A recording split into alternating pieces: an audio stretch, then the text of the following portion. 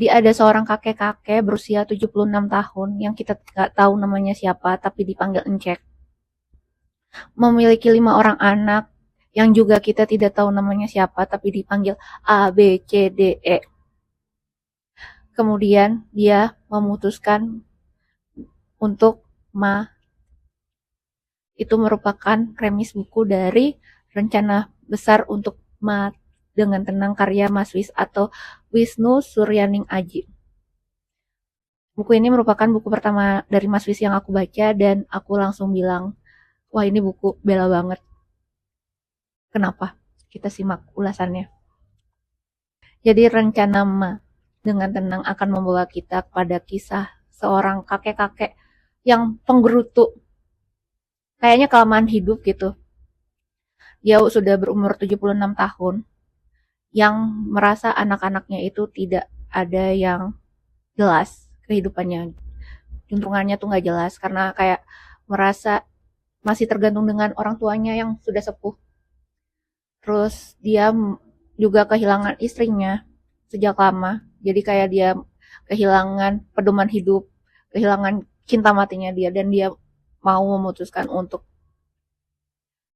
mungkin kayak dia ngerasa dia kelamaan hidup gitu. Jadi dia sudah merasakan berbagai macam kehidupan yang ada di Indonesia. Apalagi dia sebagai minoritas orang Cina.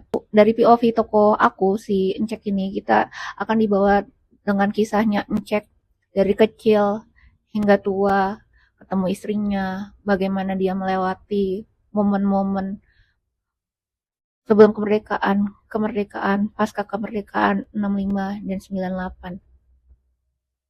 Alurnya pun juga maju mundur, tapi menurut aku maju mundurnya juga sangat-sangat rapi dan menarik untuk disimak kisahnya si Encek ini. Kayak ini laki-laki tuh sebenarnya bukan penggerutu, dia kayak dia kehilangan sosok istrinya, jadi dia kehilangan semangat untuk hidup dan dia memutuskan untuk mau tapi tidak mau kayak gitu. Karena ini dari POV 1 aku juga ngerasa kayaknya sebenarnya anak-anaknya tuh nggak yang jelek-jelek banget diceritain sama ini gitu. Mungkin ya karena posisinya dulu anak-anaknya itu diasuh oleh ibunya dan di dekat langsung dengan ayahnya, jadi ngerasa pas lagi sudah dewasa si Encek ini menganggap anak-anaknya tuh tidak berguna gitu loh.